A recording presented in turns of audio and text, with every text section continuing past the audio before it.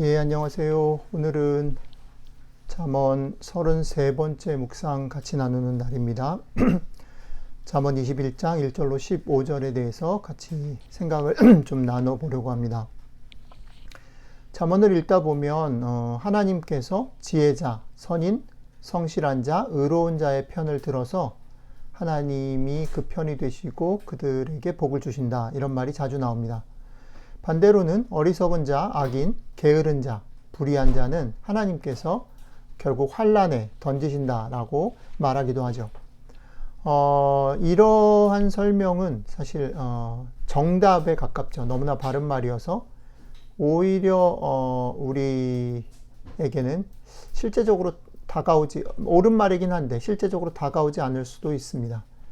그리고 대부분 이런 말에는 하나님이 편을 듣는 건 맞는데 그 편 든다라는 게 지금 여기에서 살고 있는 여기에서, 현재 여기에서보다는 미래 어느 시점에 그렇게 된다, 나중에 결국 멸망한다, 이런 말로 되어 있기 때문에 더더욱 그 말이 옳긴 하지만, 그래 맞겠지 뭐, 하지만 매력적이지 못해 설득력을 못 가질 수 있습니다.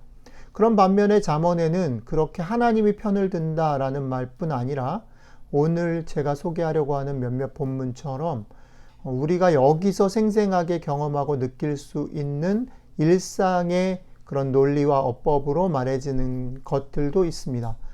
어쩌면 하나님이 편을 든다라는 말보다 우리한테 더 실감이 나고 힘이 있고 설득이 된다라고 생각이 됩니다.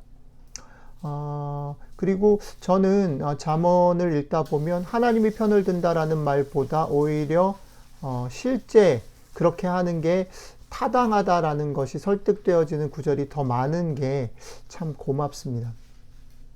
물론 뭐 그것이 뭐 현실적으로 설득력이 있던, 하나님이 편을 들어서 결국은 망하는 것이던 간에 귀를 막고 듣지 않겠다라고 고집을 부리는 사람들에게 있어서는 어느 거나 다 소음이 되겠지만, 그럼에도 불구하고 하나님의 말씀 어떻게든 지키고 듣고 살아보려고 하는 사람들에게 있어서는 그들의 연약함과 현실적인 그런 삶들 속에서 현실적인 논리를 가지고 우리를 설득하고 얘기하는 게 더 와닿는다는 거죠. 그런 맥락에서 오늘 여러분들에게 두 구절을 좀 같이 생각해 보고자 소개하려고 합니다. 첫 번째 문장은 뭐냐면, 부지런한 자의 경영은 풍부함에 이를 것이지만 조급한 자는 궁핍함에 이를 따름이다 라는 구절입니다. 처음 읽었을 때는 부지런한 자와 조급한 자가 대조되는 게 조금 이해가 안 됐습니다. 왜 부지런한 자와 게으른 자가 아니라 부지런한 자와 조급한 자일까요? 근데 다시 천천히 읽어보니까 대조가 부지런한 자가 아니라 부지런한 자의 경영, 부지런한 자가 계획하는 것, 준비하는 것, 경영과 조급한 자가 대조되고 있었다라는 것을 발견했고요. 이것을 다른 역본으로 보니까 부지런한 자의 경영을 조심스러운 계획을 세우는 것과 서두름과 시간에 닥쳐서 벼락치기로 무언가를 하는 것을 대조시켜 놓은 번역을 보았습니다. 그래 놓고서 좀 제 삶을 좀 이렇게 들여다 보니까 앞으로 일어날 일에 대해서 계획을 세우거나 사전에 준비하지 않고 항상 이렇게 일이 닥쳐야 벼락치기로 부랴부랴 하는 제 모습이 많이 떠올랐고요. 조금 더 솔직하게 개인적인 고백을 하자면 설교를 준비하는 일에 있어서도 그런 것 같아요.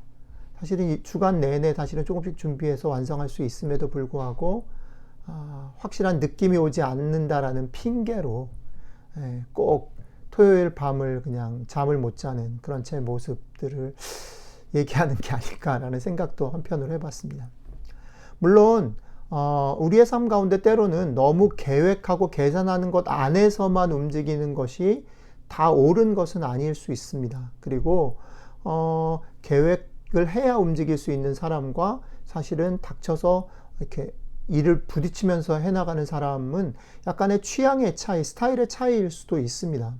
하지만 오늘 본문 속에서 우리가 인정해야 되는 것 하나는 뭐냐면, 그의 취향의 차이든 어쨌든 간에 사전에 준비하고 돌아보는 일은, 무언가 사전에 애를 쓰고 시간을 들이고 돌아보면 결과적으로 그 일은 도움이 된다는 거죠. 그리고 어떤 이유를 붙이던 간에 그 준비하는 일, 사전에 돌아보는 일, 계획하는 일을 미루어 놓고 아예 그냥 되겠지라고 덮어 놓은 그 일이라는 건 결과적으로는 우리를 피해가지 않고 내 앞에 언젠가는 닥치는 숙제로 다가온다라는 것은 우리가 받아들여야 하지 않을까라고 생각을 해 보았습니다. 자, 두 번째 문장을 소개하고 싶은데 두 번째 문장은 뭐였냐면 귀를 막고 가난한 자가 부르짖는 소리를 듣지 아니하면 자기가 부르짖을 때에도 들을 자가 없으리라 라는 말입니다.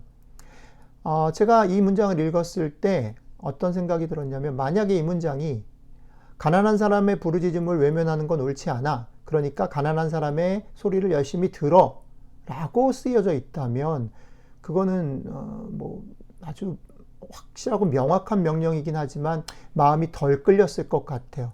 근데 오늘 말씀은 그렇게 하지 않고 말씀을 이렇게 읽어가다 보니까 이런 소리로 들리더라고요.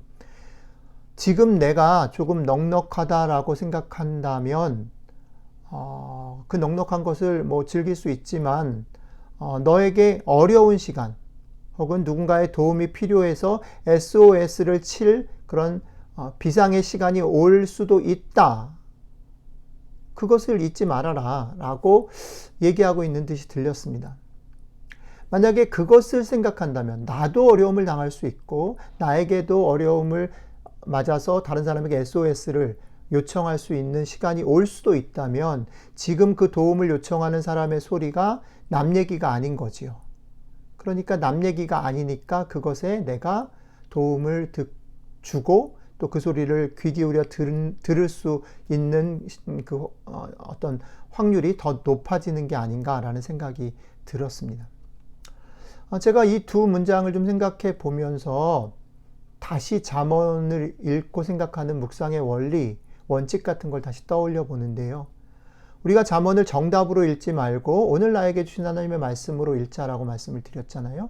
그러니까 잠언을 읽으면서 그래 내가 뭐 가난한 자를 돌아봐야지, 그래 내가 미리 계획하고 준비해야지 라는 어떤 행동 그리고 그것을 결정하는 그것을 찾아내는 게 아니라 그것 아래 깔려 있는 조금 더 바닥에 있는 혹은 조금 넓고 큰 현실의 그림을 볼 줄 아는 것, 이게 잠언이 말하는 지혜의 맛이고 힘인 것 같다는 거죠. 그러니까 우리가 정답을 찾아낼 것이 아니라 잠언이 얘기하는 더 근본적인 것들을 좀 들여다보면서 우리의 호흡을 조금 더 넓히고 우리의 눈을 조금 더 멀리 조금 더 깊게 그렇게 하실 수 있으면 좋겠다는 거죠. 오늘 말씀을 따라서 여러분들이 오늘 아침 조금은 숨을 크게 쉬고 눈을 열고 고개를 들어서 내 앞에 내 코만 바라보지 마시고요. 옆도 좀 보시고 앞도 좀 보시고 저 멀리도 보시면서 살아가신 하루가 되시기를 축복합니다. 기도할게요. 하나님 고맙습니다. 우리가 여기를 살지만 여기에 매이지 않게 도와주시고 나만을, 내 문제만을 바라보지 않게 도와주시면 좋겠습니다. 제가 눈을 열어서 마음을 열어서 한번 크게 호흡함으로 오늘 하루 조금은 다른 세상, 조금은 좀 크게 보는 눈, 마음을 가지고 살아가는 축복의 하루가 되게 도와주십시오. 감사드리며 예수님 이름으로 기도했습니다. 아멘.